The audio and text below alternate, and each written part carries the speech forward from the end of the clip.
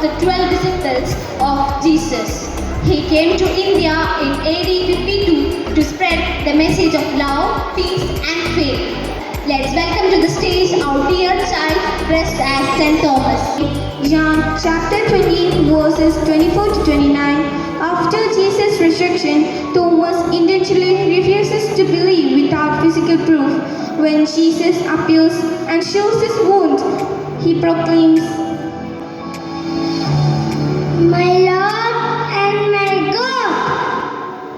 മാർത്തോമാസ്ലിഹായി ഭാരതത്തിൻ പ്രേക്ഷിത തൊട്ടരഞ്ഞ വിശ്വാസം നൽകിയതാത എൻ്റെ കർത്താവേ എൻ്റെ ദൈവമേ അങ്ങയോടും പവിവൻ ചൊല്ലിടാം താത ഞങ്ങൾക്കായി മാധ്യസ്ഥമേകണേ.